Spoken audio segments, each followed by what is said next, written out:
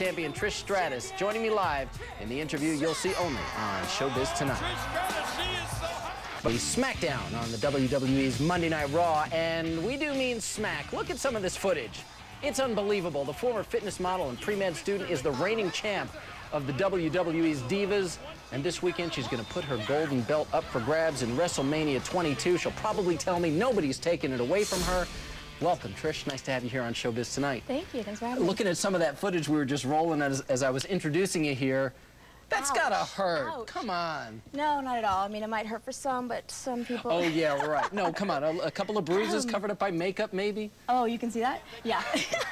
Yeah, I'm always... I've got some war wounds to show for sure, yeah. I'm always curious if I'm watching these shows, how you know what's coming. Do you see it? Is it in the scripts? They say this is going to happen then, and do you work it out in rehearsal? Are there actually signs that you guys give each other before you're, about to get clotheslined or whatever it is? What you see in the ring, I like to say it's like we're telling a story. Two of us are telling a story. And each sort of person has a sort of repertoire, set of moves that they're kind of known for. And you are certainly well known for your moves that others have been trying to rip off, but more about that later.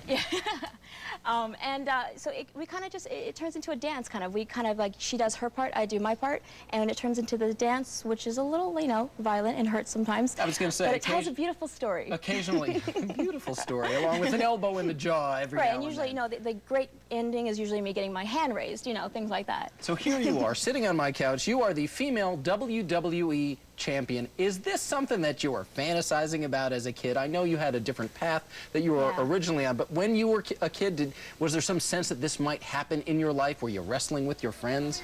I kind of grew up as a tomboy, and I was kind of always trying to be a part of the boys with my cousins growing up. But I don't think there was really, I don't think many women or young girls kind of grew up thinking, I want to be a wrestler, because there weren't really many women in the industry, certainly not doing what we're doing now. Right. There was Miss Elizabeth and there was ballets at the time. But I fell into it, and I was actually pre-med, and when that sort of didn't develop, and I said, Mom, I'm not going to be a doctor, I'm going to be a wrestler instead. Mom must have been thrilled. Family was happy, they accepted it. Yeah, right. Tell me they didn't. They were very happy. Very supportive of what you wanted to do. Very supportive of what I wanted to do, yes. Plus, the university was on strike at the time, so that's why they said, well, while this is happening, go ahead, but you go back to school later. Well, you mentioned it was predominantly male-dominated. Right. It really still is, and there's, of course, a big male machismo that goes along with this. Despite the fact that no guy I know, at least my crew in this room, would stand to mess with you, is it difficult still being in this predominantly male business? Oh, I think so, yeah. I mean, on a couple different notes, because from a fan perspective, they kind of, they have been trained to look at us as valets or eye candy sort of thing. And over the last couple of years, we've kind of grown into this role where we've become more active, and the fans have really kind of caught on. And the neat thing is they've caught on to the point where now even our female demographic has increased. We've got more kids watching that are women and girls, and looking up to us as role models who are strong, powerful women. It's really empowering to be in that position.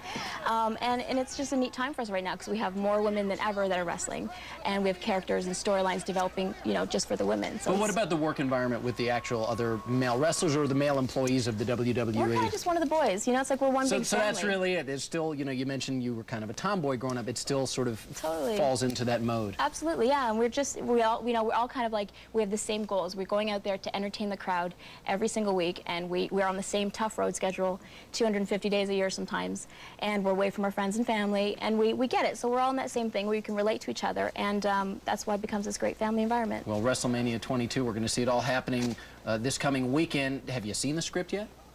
Do you know what's going to happen? Is that it right there? So when will you find out what's going to happen? Actually, we'll just sort of, it'll unfold before It'll magically unfold right before our very eyes. Well, yes. Trish, it was a pleasure. pleasure. I'll tell you one thing, it's definitely going to be entertaining. I mean, we go out there, our main goal is to entertain the fans. And always a few surprises. Absolutely. Trish Stratus, thanks for joining us on Showbiz Tonight. And once again, you can catch WrestleMania 22 this Sunday. It's live on pay-per-view. Well, throughout our